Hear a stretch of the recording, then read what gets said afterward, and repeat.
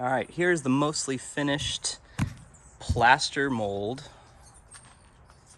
over the mountainscape.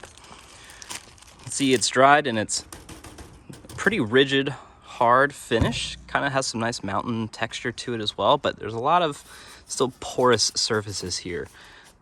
So I'm gonna back up and show you what I'm gonna use to go over this. All right. I'm using a product called Sculptamold. I'll bring it closer to the camera here. So I read that this was really lightweight to use as opposed to using, you know, plaster of Paris, things like that. This is a 3-pound bag made by Amaco. This modeling compound says it's great for products modeled by hand. It models like clay and sets up plaster hard in 30 minutes and adheres to most clean surfaces. And I read that it can be put on, let's see, mix 2 parts Sculptamold to 1 part water. Stir mixture 3 to 4 times. Dun, dun, dun. The mixture adheres to wet or dry areas. So let's give this a try. All right, we're gonna mix up our first batch of Sculptamold. I don't know how far this will go, but we're just gonna figure it out. So I've put in, it's 2 parts Sculptamold to 1 part water. I've got 2 cups in here. This stuff is really interesting. It's really light. It almost feels like paper mulch. But let's see how this mixes together.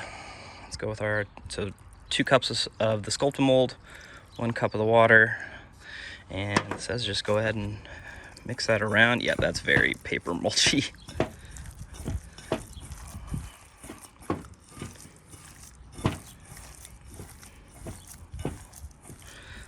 Well, it's not quite done yet, but you can see how this is really, yeah, becoming kind of a thick paste.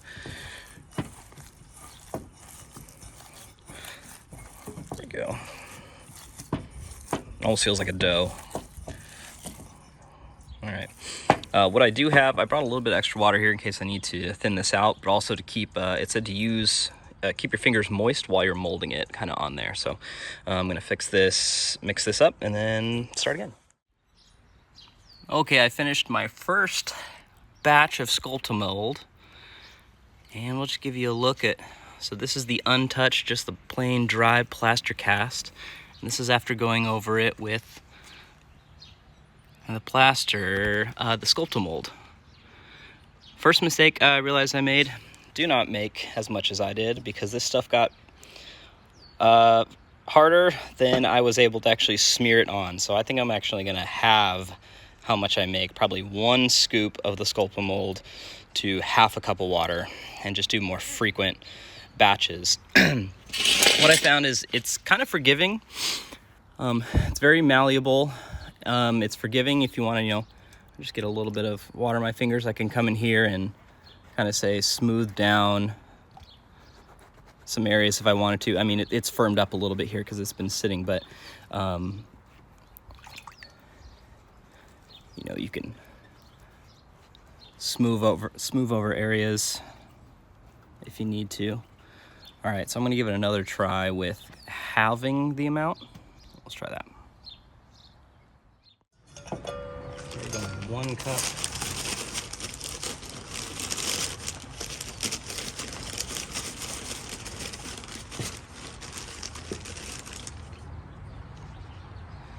One cup Sculptamold, 1/4 cup measure.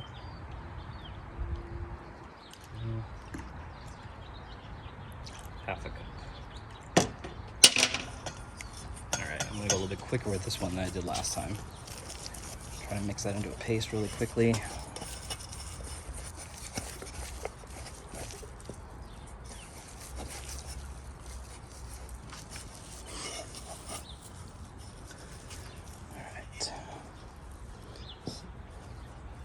You can just kind of smear it on as you need, and it's really filling in those porous surfaces left behind by the plaster cast. It's nice. The chicken wire makes this pretty firm, so I can kind of not have to worry about being too gentle about scraping this all in there, because now I know I'm kind of in a hurry so this stuff doesn't dry. trying to cover as much surface area as I can. And set that down.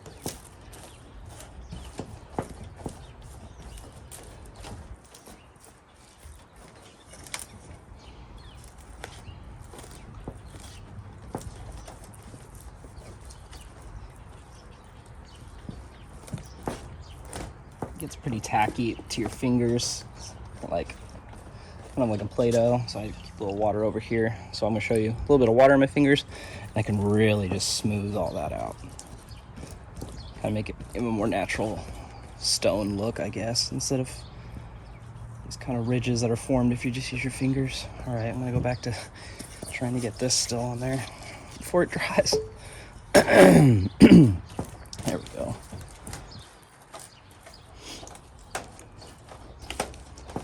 It's really good too about if I really wanted to, fill in a void or something with a good chunk of it, I can just stick that in there and fix any like shapings that I didn't like with the chicken wire, or if it still like shows that honeycomb shape of the chicken wire, I can use this to build it back up and make it not so obvious. Okay, I'm getting pretty close to using the rest of this.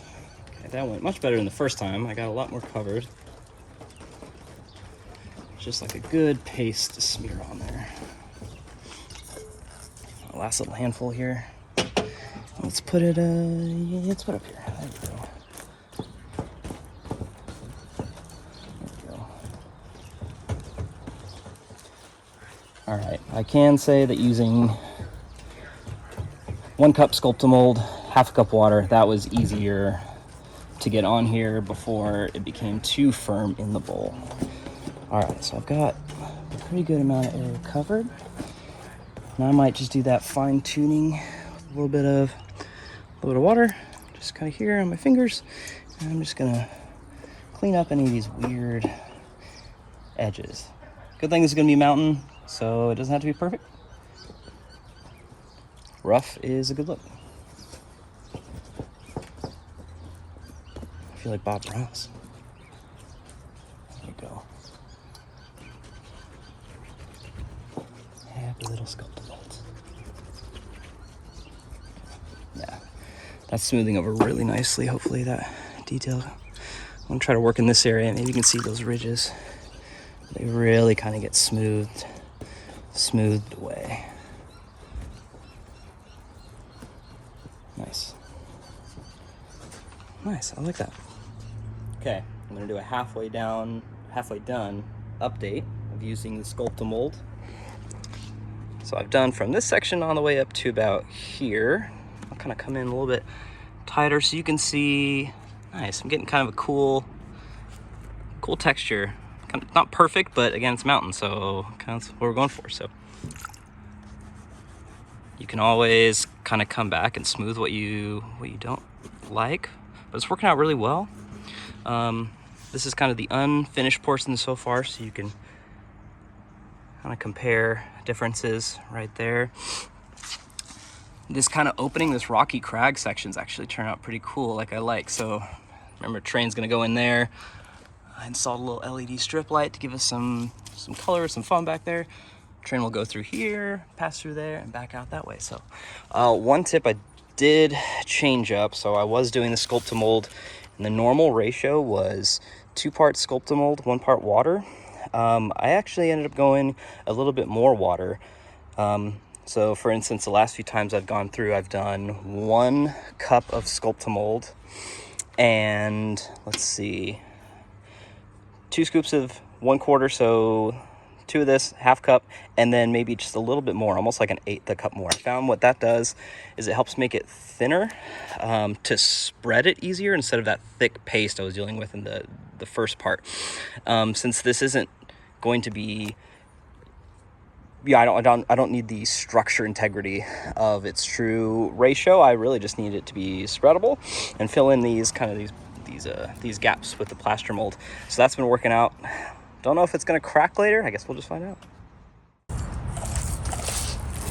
It's pretty pasty consistency, but lots more spreadable than earlier.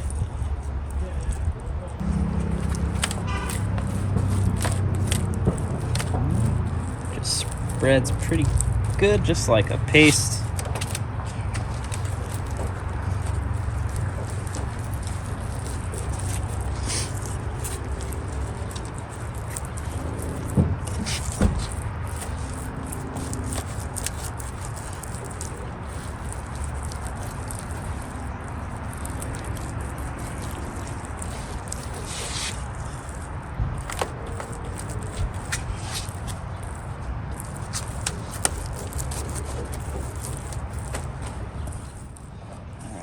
So that cleaned me out of the 1 cup of Sculptamold ratio that I was using.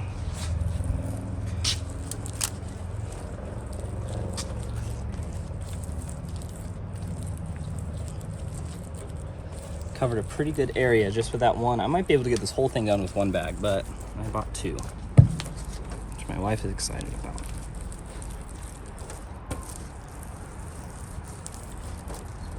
All right, so once I mostly got my area covered, now I can do that little trick where I just come and get a little bit of just some wet fingers, kind of smooth over it. And that gives it a really nice, clean finish. It works a lot like clay in that sense.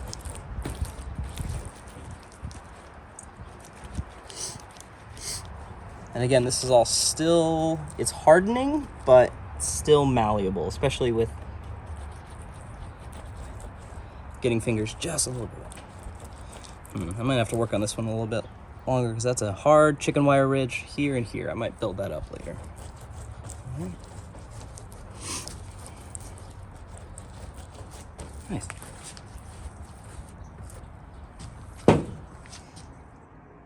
All right, I'm pretty much done with covering this with the Sculptamold.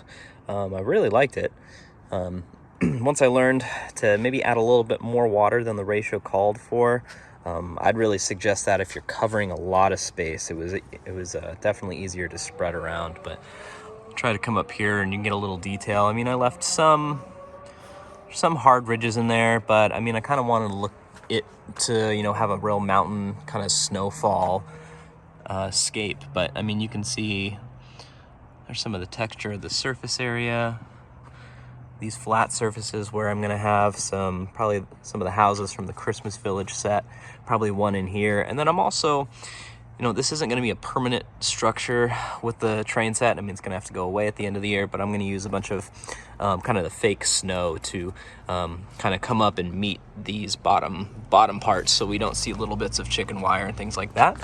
Next step is to work on, I got some styrofoam. I'm going to use my wife's wood burner to kind of make a stone looking tunnel entryway.